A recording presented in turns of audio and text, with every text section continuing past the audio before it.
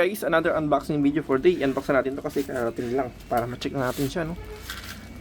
Okay, so ito na.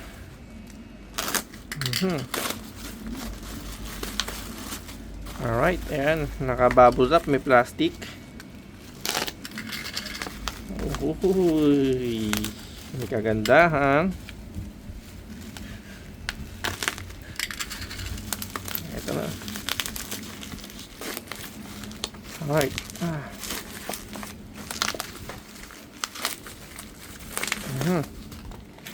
Alright, ayun. Meron tayong Skygo Genuine Parts Ignition Controller DC SG100A.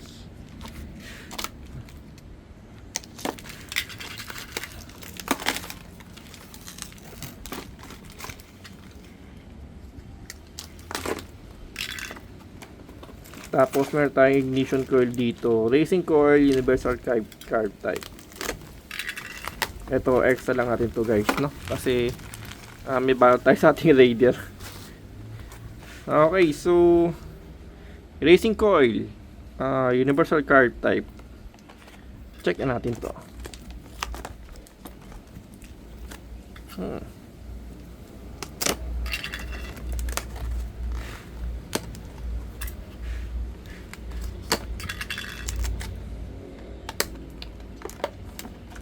Okay. Unboxing. Para mas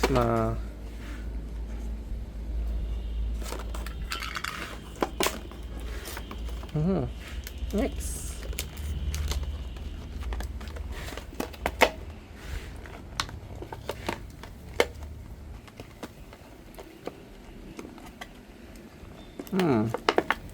Racing coil daw to, no?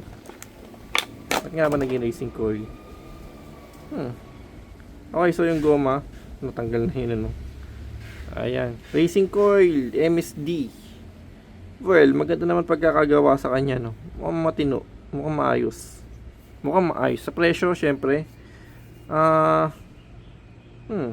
kitang-kita agad natin dito, guys, yung kanyang wire, ayan, no? Okay na rin. Ewan ko lang kung ilang piraso yun, ano? Or, and then, kung pure copper wire siya, guys.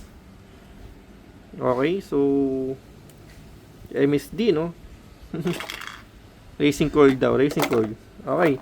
And then again, yung ating CDI Skygo.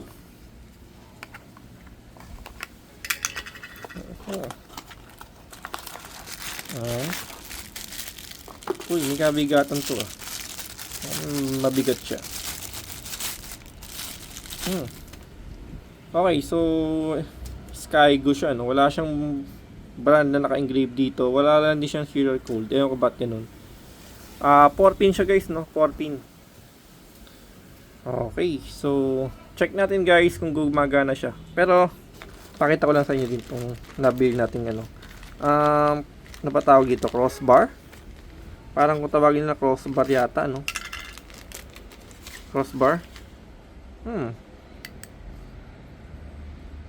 Okay, so black siya, guys.